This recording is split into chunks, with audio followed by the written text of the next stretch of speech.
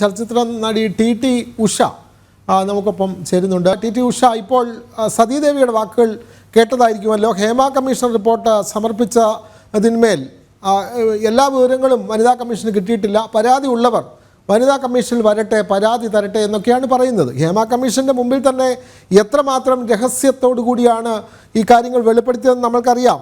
അവരോട് കൃത്യമായി പ്രത്യേക അപേക്ഷ നൽകിയാണ് ഈ സ്വകാര്യതയെ മാനിക്കുന്ന ഭാഗങ്ങൾ ഒഴിവാക്കി ബാക്കി ഭാഗങ്ങളാണ് പുറത്തു വന്നത്.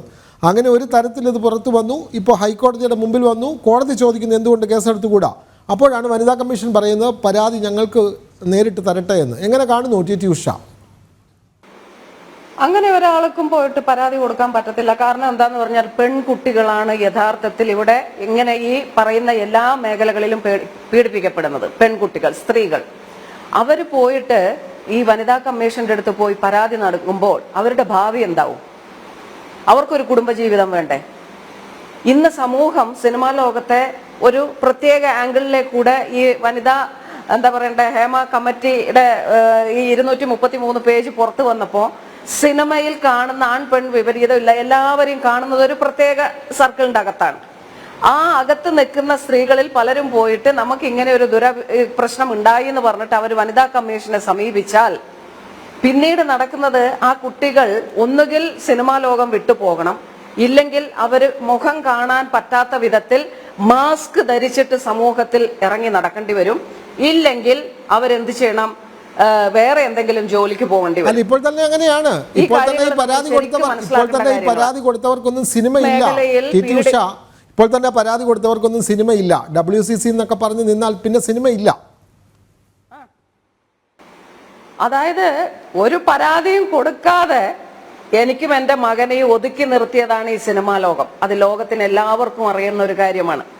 എൻ്റെ മകൻ നിങ്ങൾക്ക് എല്ലാവർക്കും അറിയാം, ഓട്ടോഗ്രാഫ് സീരിയലിലാണ് ആദ്യം വന്നതെങ്കിൽ പോലും അവൻ 4 പടത്തിലെ നായകനും ഒരു 7 or 8 പടത്തിൽ ഏറ്റവും നല്ല ക്യാരക്ടർ ചെയ്തു വന്ന കുട്ടിയാണ്. അവനെ പോലും ഞാൻ ഇങ്ങനെ സംസാരിക്കുന്നത് കാരണം അവനെ പോലും ഫീൽഡിൽ നിന്ന് ഒതുക്കിയിട്ട് വെച്ചിരിക്കുന്നതാണ്. അപ്പൊ അങ്ങനെ വരുമ്പോൾ ആരാണ് മുന്നോട്ട് വരിക? ആരാണ് സംസാരിക്കുക? അപ്പൊ ഏത് മേഖലകളിലും പെണ്ണ് പീഡിപ്പിക്കപ്പെട്ടു കഴിഞ്ഞാൽ ആ പെണ്ണ് പഞ്ചപുച്ഛം അടക്കി മിണ്ടാതിരിക്കണം എന്നാണ് പറയുന്നത്.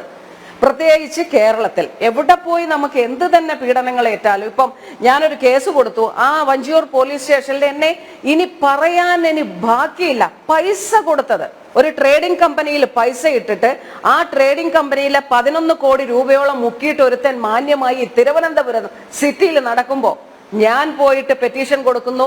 65 വയസ്സിൽ മേലെയുള്ള സ്ത്രീകൾ എടുക്കുന്നതാണ് കൂടുതലും പൈസ മേടിച്ചത്. അവരെല്ലാവരും പോയി പെറ്റീഷൻ കൊടുക്കുന്നു.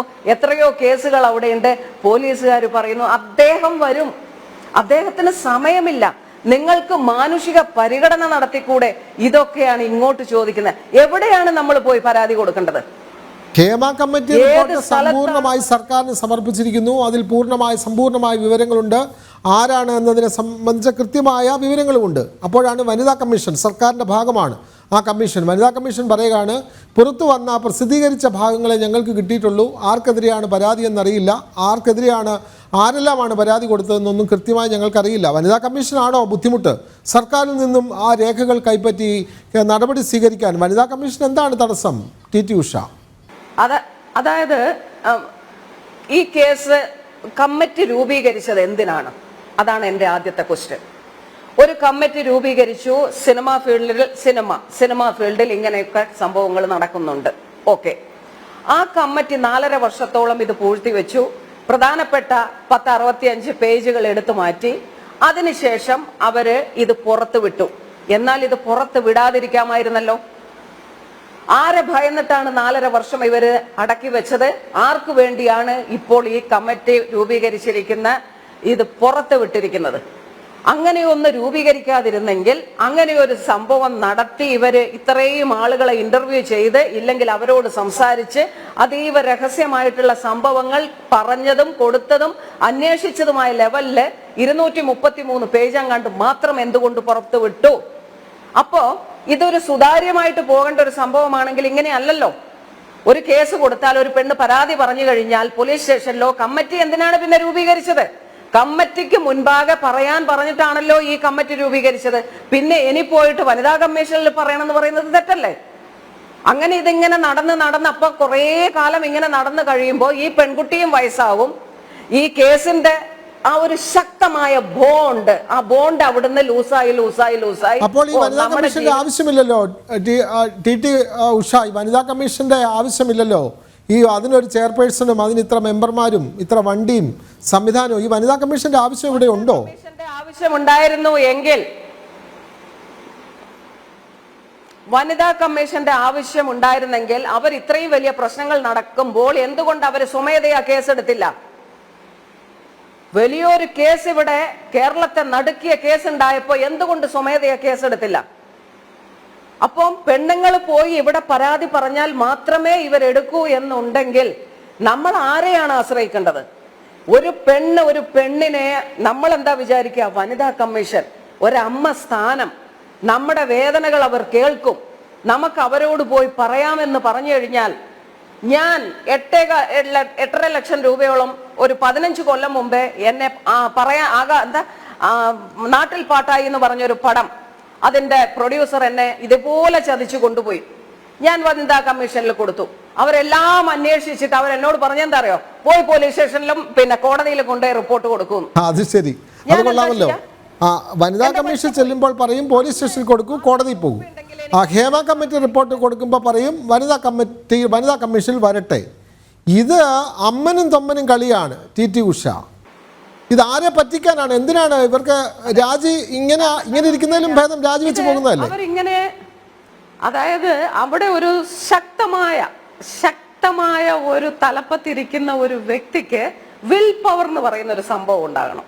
നമ്മൾ ഏത് സ്ഥലത്ത് ഇപ്പം ഇപ്പൊ ഒരു സ്കൂളിന്റെ ഹെഡ് മിസ്ട്രസ്, അവർക്കൊരു വിൽ പവർ ഉണ്ടെങ്കിൽ മാത്രമേ ആ 5000 കുട്ടികളെയോ 1000 കുട്ടികളെയോ അതിലുള്ള ടീച്ചേഴ്സിനെയോ അവർക്ക് നിയന്ത്രിക്കാൻ പറ്റുള്ളൂ.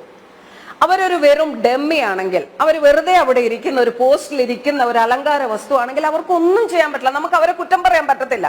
കാരണം അവർ നിസ്സഹായ അവസ്ഥയിലുള്ള ഒരു സ്ത്രീ ആയിരിക്കാം. അവർക്കൊന്നും ചെയ്യാൻ പറ്റത്തില്ല. കാരണം പ്രഷർ അങ്ങനെയാണ്. ആ പ്രഷറിൽ വരുമ്പം അവർക്കൊന്നും ചെയ്യാത്ത വരുമ്പോ ആ ഇരിക്കുന്ന സ്ത്രീ നിസ്സഹായ അവസ്ഥയിലോട്ട് പോകുന്നു. അപ്പൊ അങ്ങനെ ഇരിക്കേണ്ട കാര്യമുണ്ടോ? അങ്ങനെ ഒരു പദവിയിൽ ഇരിക്കേണ്ട കാര്യമുണ്ടോ? ഞാൻ കൊണ്ടുപോയി കേസ് കൊടുത്ത ഒരാളാണ്. അങ്ങനെ ഒരാൾ ആ പദവിയിൽ ഇരിക്കേണ്ട ആവശ്യമുണ്ടോ? എന്നാണ് ഞാൻ പറയുന്നത് അതാണ്. കാരണം ഇങ്ങനെ കുറെ പോസ്റ്റുകൾ വെച്ചു, ആ പോസ്റ്റിലെല്ലാം ഇരിക്കുന്നവർക്ക് ശമ്പളവും കൊടുത്ത് ജനങ്ങളുടെ എന്താ പറയാ, ഇത്രയും ദാരിദ്ര്യത്തിലോട്ട് പോകുന്ന കേരളത്തിലെ ജനങ്ങളുടെ പൈസ എടുത്തിട്ട് ഇവരെയൊക്കെ കൊടുത്തിട്ടും ഇവരെ ഒന്ന് ഇരുത്തിയിട്ടും നീതി എന്ന് പറയുന്നത് ആർക്കും കിട്ടാൻ പോകുന്നില്ല.